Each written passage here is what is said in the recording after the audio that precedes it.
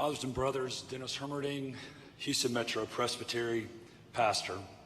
Fathers and brothers, I rise to speak in favor of the Minority Report, even though I agree with the general substance of the Nashville Statement.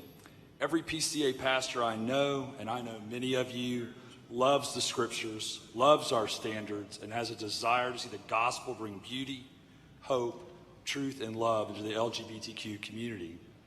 I fully agree that we are wrestling with issues that bring confusion, fear, and mistrust in our denomination. I understand that there is a desire to have places of sure footing, and I really understand that. When we're dealing with things that make us afraid, we're looking for any place that we can put a foot and not feel like we're slipping. And I get that. Yet while these things can be troubling, it behooves us to consider this action very carefully. First thing I want us to consider is the fact that there are people within the Reformed community that not only did not sign this document, but actually came out and said there were reasons why they did not sign it. One such person is Amy Bird, who is one of the bloggers for Mortification of Spin that is part of the Alliance for Confessing Evangelicals. She writes this statement: Council of Biblical Manhood and Womanhood also hasn't retracted any of the hyper-authoritarian, hypo-machismo teaching about manhood and their hyper-submissive and stereotypical teaching about womanhood. Instead, I've seen much more of the same by some of their popular leaders. So once again, I wonder, and she's speaking about Article 4, I once again wonder if this is what applies to their divinely ordained differences. Are these divinely ordained differences ultimately expressed in sex and marriage and authority and submission? The statement says nothing about friendship. God didn't design the two sexes only for marriage.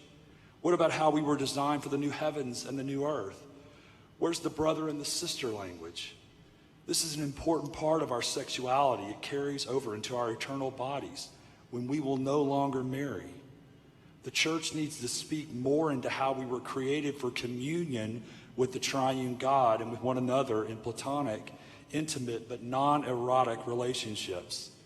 This too is a faithful witness against the sexual revolution and for promoting one another's holiness, and a great hope for those who suffer with same-sex attractions. I raise this point about Amy Bird because no one would question her orthodoxy. And the point is to say that here's someone who, writing along with Todd Pruitt and with Carl Truman, have all not signed that statement, all for much the same reasons, because of a bad view of the Trinity and a bad view of how they see men and women. Secondly, I'd like to remind us that tone is a huge aspect of how we minister into the LGBTQ community. They have heard loud and clear for years from the church that we are against homosexuality. We see it as a sin. That is no debate in this room, including Revoice. That is no debate in this room, that homosexuality is a sin, that practicing gay sex is a sin. No one is questioning that. But how we speak to our brothers and sisters, how we speak to some of our children who are coming home and saying, Dad, I'm bisexual and I don't know what to do with it. I have prayed and prayed and prayed and I don't know how to get any different. And I want to love Jesus. And I want to follow him. And I want to someday be able to marry. I know what the Lord says, but that's not what I'm attracted to. Brothers, fathers, we are not going to use the Nashville Statement to instruct anyone. It is a statement that is basically saying you're bad, you're wrong, get it fixed. It is an attitude of pray the gay away.